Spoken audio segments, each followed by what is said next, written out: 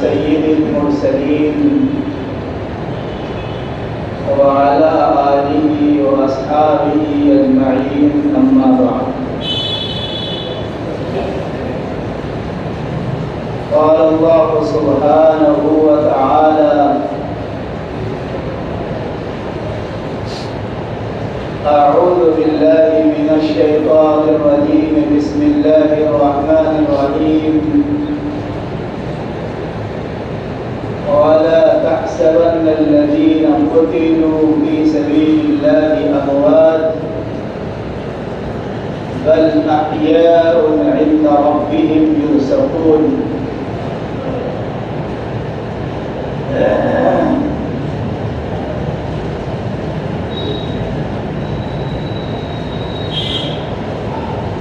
یہ دنیا جب سے بنی ہے، حق اور باطل کا ٹکراؤ ہر دور اور ہر زمانے میں رہا ہے۔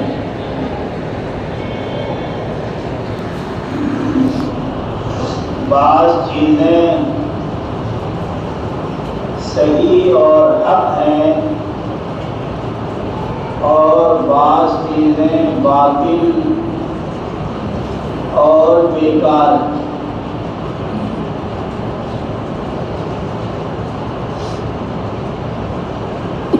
اسی طرح دنیا میں ہر دور میں انصاف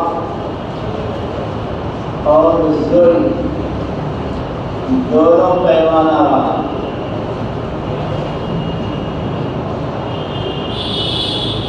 کچھ لوگوں نے حق و انصاف کی بات کی، کچھ لوگوں نے ظلم اور زیادتی کو اپنا مشورہ بنایا۔ بڑے سے بڑے بادشاہ اس دنیا میں آئے جنہوں نے دنیا میں ظلم و زیادتی کا بازار گرم کیا، اور بہت سے بادشاہ نیکوکار بھی تھے جنہوں نے حق اور انصاف کو ہاتھ سے نہیں جانے۔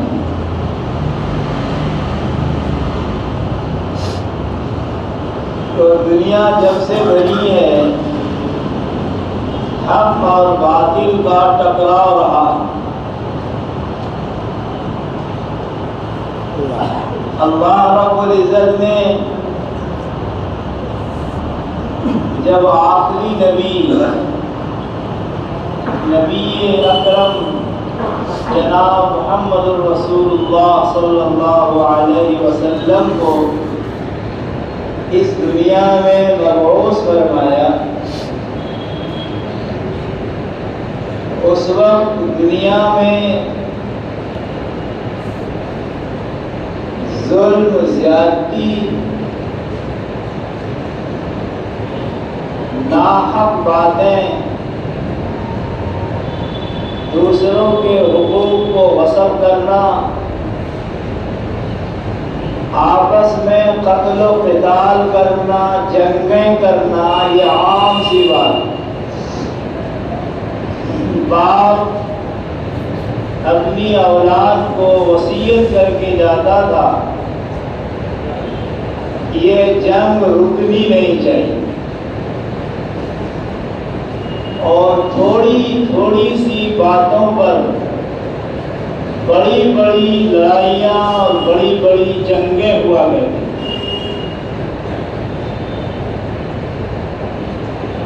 بیت اللہ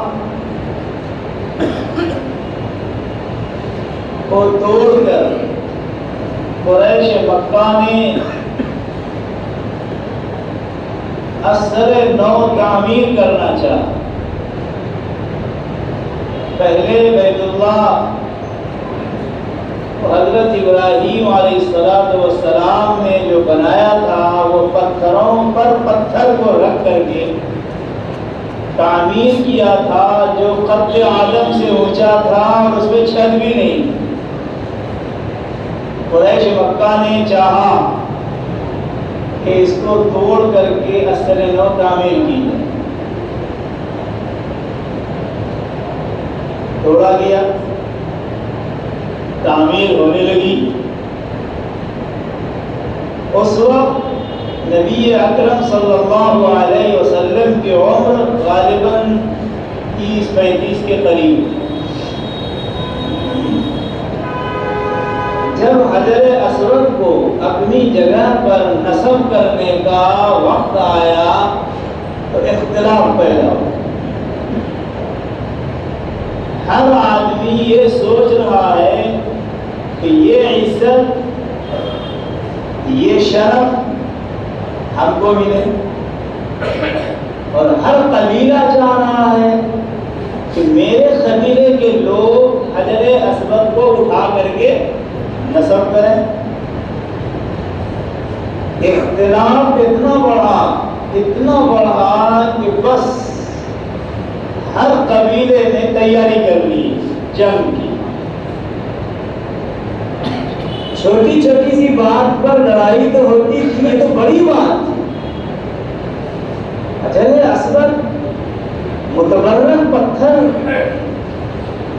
اس کو نصب کرنا ہے دیوار میں، یہ تو بڑا عزت کا مقام تھا. پورے قبیلے نے جنگ کی تیاری شروع کر دی. بڑے بڑے لوگ پریشان ہیں کہ اب کس طریقے سے جنگ کو روکا جائے. وہ جنگ کے عادی تھے، مارنا مرنا خون بہانا اس کا پیشہ تھا. لوگوں کے مال کو لوٹنا ان کا پیشہ تھا. بالآخر طے ہوا کہ دوسرے دن جو آدمی سب سے پہلے مسجد حرام کے دروازے پر آئے گا وہی فیصلہ کرے کہ کس کو رکھنا ہے. جب دوسرے دن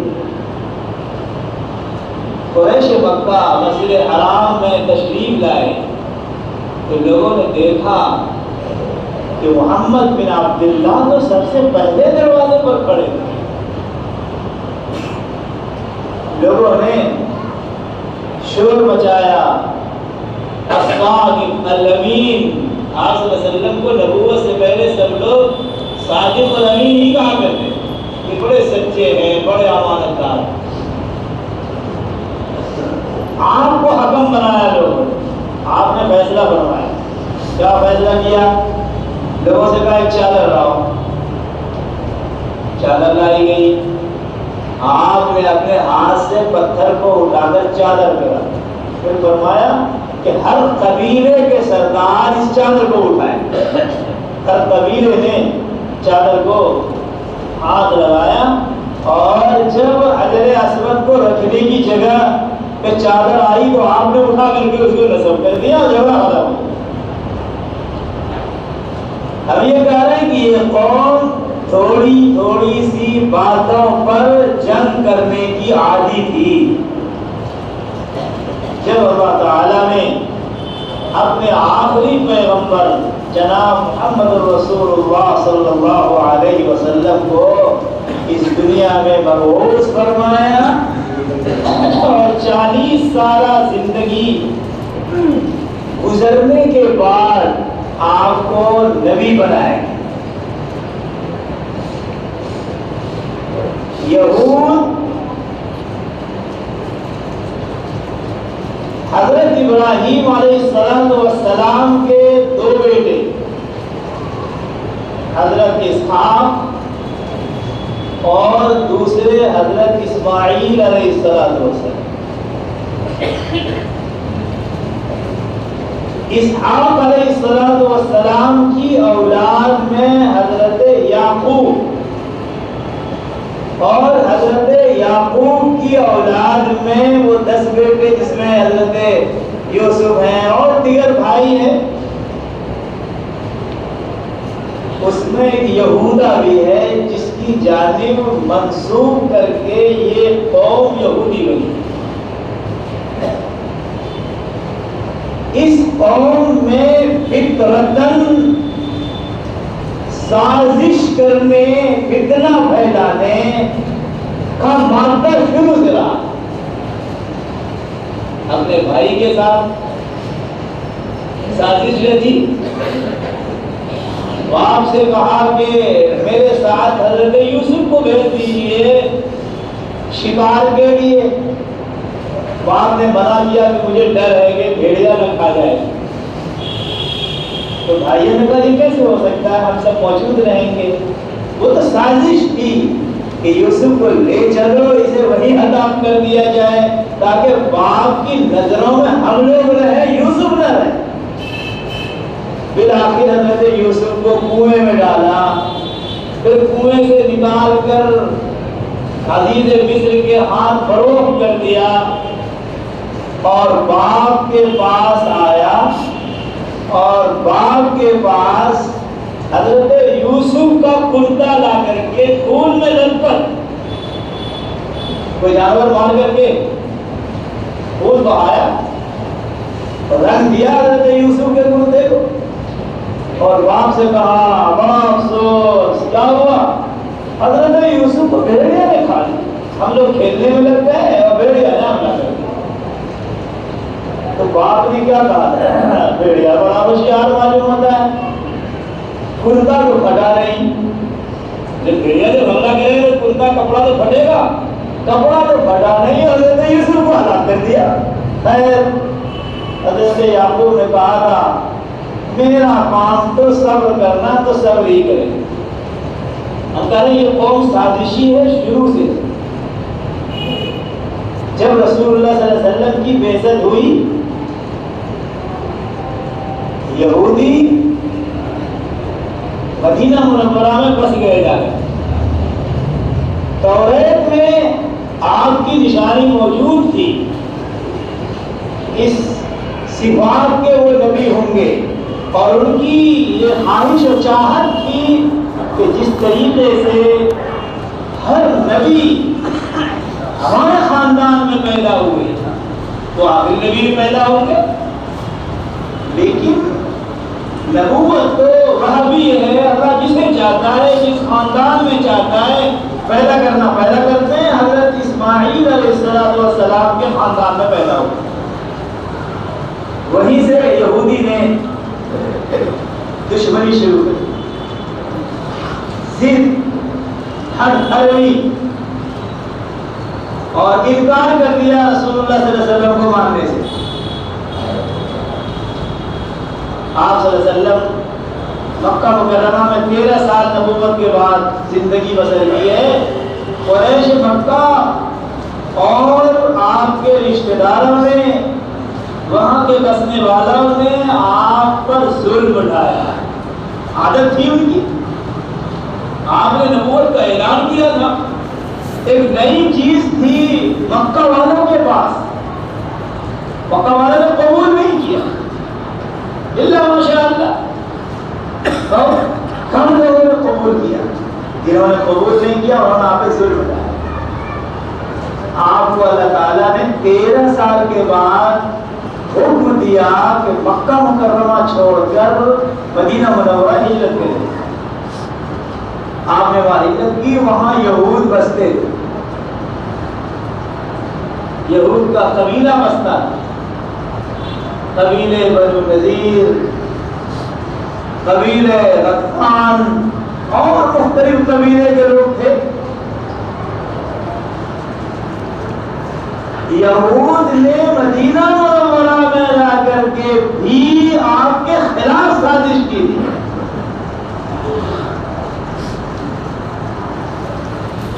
پہلی جنگ ہوتی ہے 13 سال کے بعد، اور وہ بھی بدر کے مقام پر جہاں آپ جنگ کے ارادے سے نہیں گئے تھے۔ آپ کے ساتھ کل 313 کی تعداد تھی صحابہ، کتنی تھی؟ 313 نہتے۔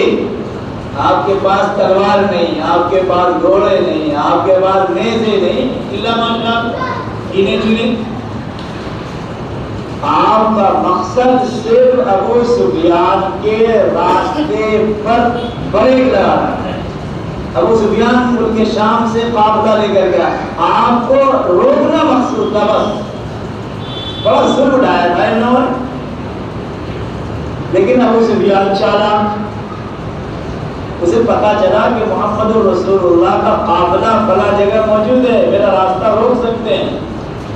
تو انہوں نے دوسرا راستہ بدل کر کے مکہ مکرمہ پہنچ گئے اور وہاں شور کر دیا کہ محمد بن عبداللہ اپنے لشکر کے ساتھ جنگ کے لیے وہاں تیار ہے.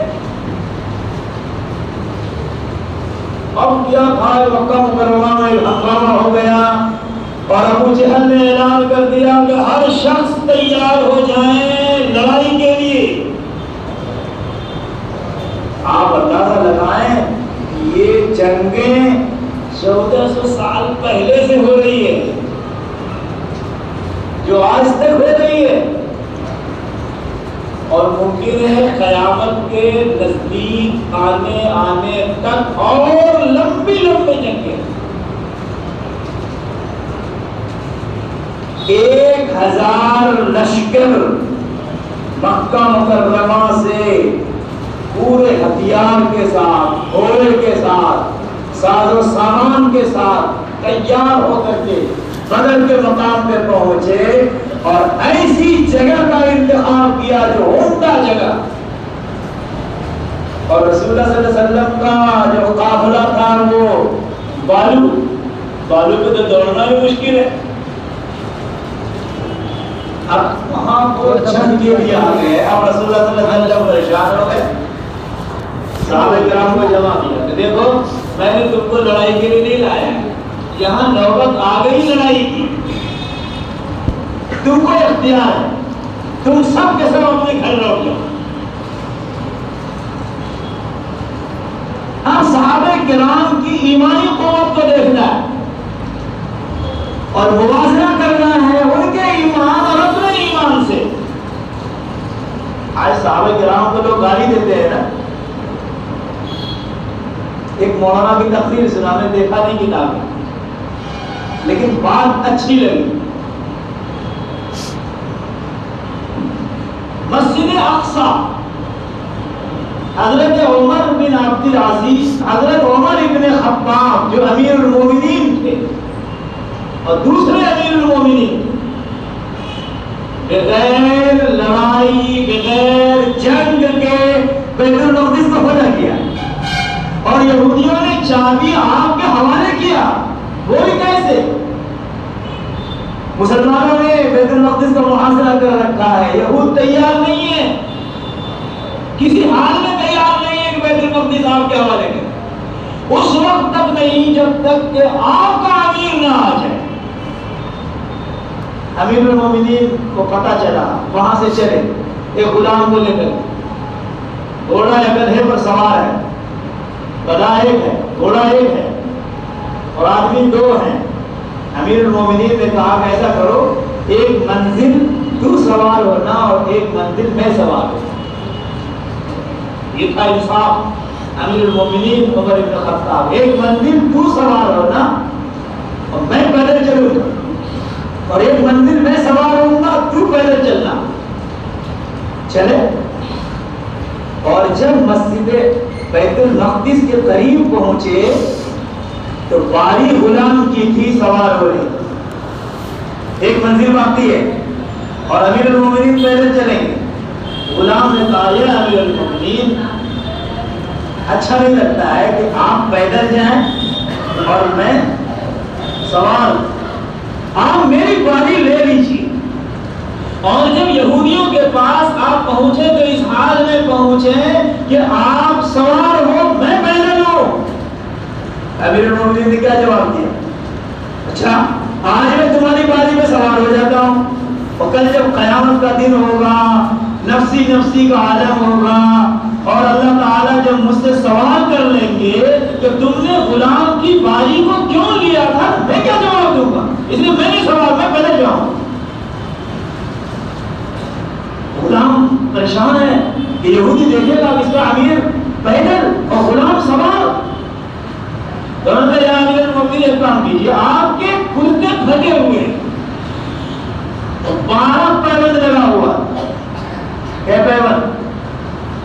پیوند جانتے ہیں، پھٹا ہوا ہے، اس میں کپڑا ڈال کے اسے سیا گیا، یا امیر المومنین کپڑا بدل دیجیے، ورنہ وہ یہود کیا سوچیں گے کہ امیر کیسا ہے؟ امیر المومنین کا مجھے اچھا نہیں لگتا ہے، میں کپڑا بدل کے جاؤں، میں اسی حال میں جاؤں۔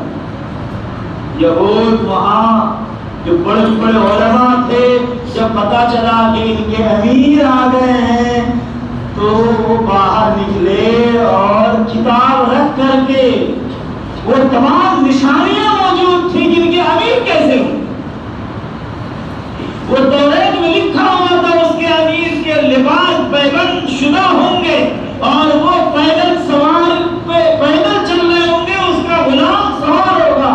آ کر کے چابی حوالے کر دیا تھا، یا امیر المومنین بیت المقدس کی یہ چابی لے لیجیے۔ جو بات میں کہہ رہی ہوں، انہوں نے کہا کہ آج امیر المومنین کو تم امیر مان لو، بیت المقدس پروردگار عالم تمہارے حوالے کر دیں گے۔ آج تو تم امیر المومنین کو گالی دیتے ہو، تم پورے صحابہ کو برا بھلا کہتے ہو، تم اسے مرتد سمجھتے ہو۔ جس امیر المومنین نے بیت المقدس کو فتح کیا تھا بغیر کسی جنگ کے، تم اس امیر کو گالی دو گے تو بیت المقدس کہاں سے فتح کر سکو؟ آج لوگ صحابہ کو برا بھلا کہتے ہیں، بدر کے مقام پر 3 سے 13 صحابہ اور نہتے ہیں، اس کے پاس نیزہ نہیں ہے، اس کے پاس گھوڑا نہیں ہے، اس کے پاس تلوار نہیں ہے، اور جنگ کی نوبت آ گئی ہے۔ جناب نبی کریم علیہ السلام خطبہ دیتے ہیں اور کہتے ہیں کہ میرے ساتھیوں، میں نے تجھے جنگ کے لیے نہیں لایا تھا، تم لوٹ جاؤ، گھر چلے جاؤ، جنگ کی نوبت آ گئی۔ تو صحابہ کیا کہتے ہیں؟ یا رسول اللہ، میں بنی اسرائیل میں سے نہیں ہوں۔ کیوں کہا؟ موسیٰ علیہ السلام کو اللہ نے کہا تھا جاؤ اپنے قوم کو لے کر کے قوم عمالقہ سے لڑو اور لڑ کر کے اپنا ملک واپس لو۔ وہ قوم بڑی مضبوط تھی۔ یہود نے کہا تھا حضرت موسیٰ سے انت وربک فقاتلا انا ہاہنا قاعدون۔ یہ قرآن ہے، انت وربک فقاتلا، اے موسیٰ آپ جانے، آپ کا رب جانے، آپ جائیے اور اپنے خدا کو بنا لیجئے، دونوں مل کر کے قوم عمالقہ سے لڑیے، میرے اندر طاقت نہیں اس سے لڑنے کی، جب آپ لڑ کے ملک کو فتح کر لیں گے پہ چلا جاؤ۔ صحابہ نے کیا کہا؟ یا رسول اللہ، میں بنی اسرائیل کی قوم کی طرح نہیں ہوں، میں گھر واپس نہیں لوٹوں گا، اگر آپ مجھے سمندر میں کودنے کا حکم دیں گے میں اس کے لیے تیار ہوں۔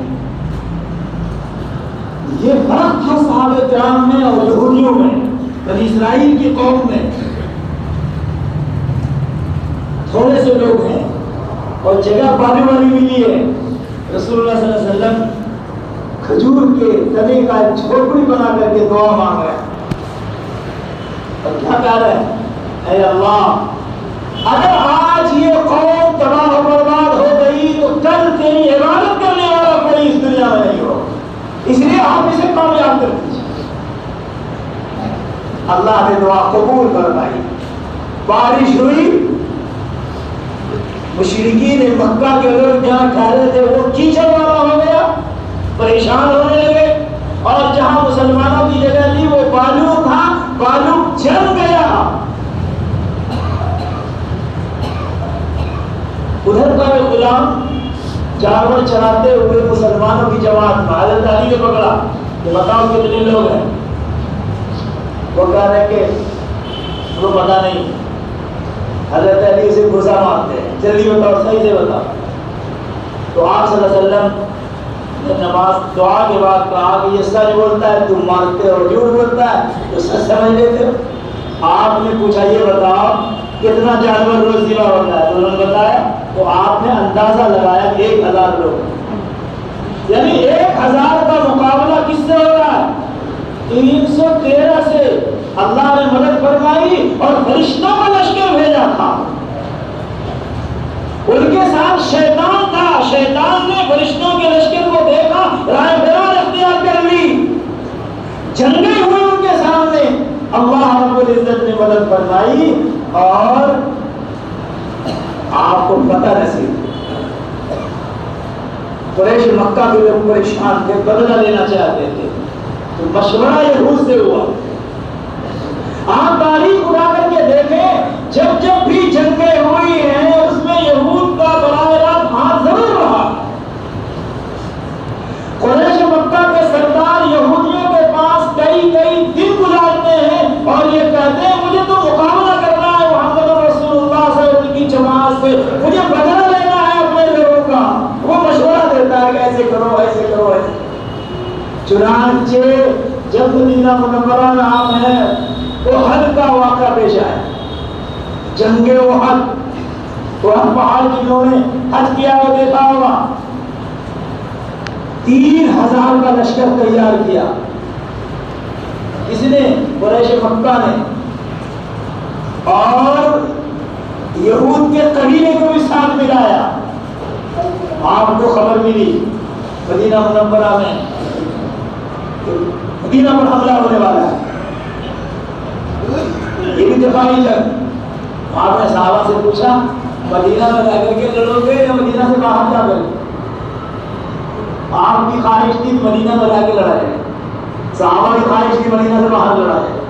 بہرحال احد کے مقام پر جنگیں ہوئی، وہیں بہت سے صحابہ شہید ہوئے، احد کی جگہ پہ خون بہا ہے صحابہ کا، وہیں رسول اللہ صلی اللہ علیہ وسلم کے دندان مبارک شہید ہوئے، اور آپ کی تعداد 1000 تھی، 300 منافقوں کی تعداد راستے سے واپس ہو گئی، کل 700 بچے، اور مقابلہ کتنے سے ہو رہا ہے؟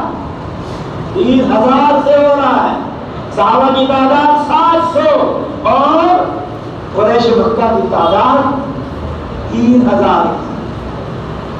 وہاں معاملہ برابر ساور رہا، کبھی مسلمانوں کو کبھی ان کو، بالآخر مسلمانوں کو پتہ ہو، اللہ نے اس کے دلوں میں روک ڈالا۔ آپ تاریخ پڑھیں، غزوہ خندق کا واقعہ پیش آیا، جہاں اپنے پیٹ پر پتھر رکھ کر کے صحابہ نے خندقیں کھودی تھی، وہاں بھی سبب یہود تھا، یہودیوں کی جماعت تھی، یہودیوں کی جماعت میں قریش مکہ کو مہارا تھا، جس کی بنیاد پر غزوہ خندق کا واقعہ پیش آیا۔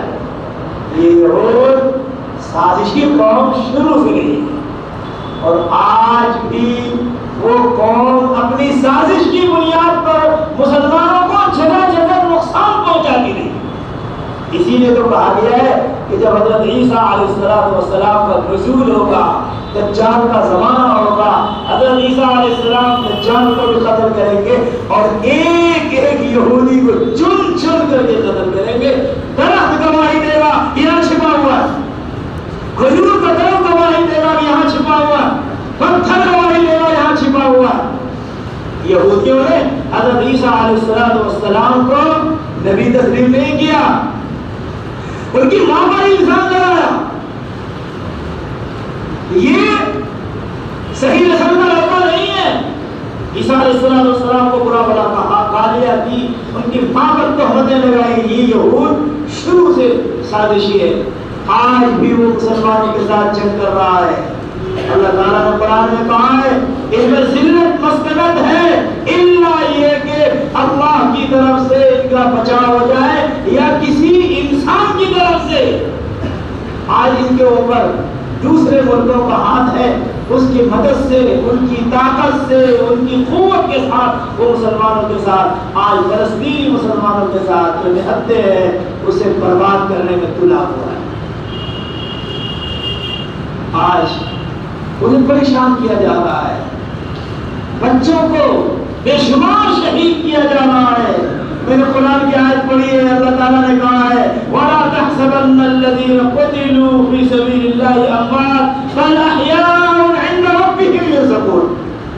جو اللہ کے دین کو بلند کرنے کے لیے، ملک فتح کرنے نہیں ہم کہہ رہے، قومیت کے لیے نہیں، وطنیت کے لیے نہیں، اللہ کے کلمہ کو، اللہ کے دین کو بلند کرنے کے لیے جو اللہ کے راستے میں مارا جاتا ہے وہ شہید ہوتا ہے۔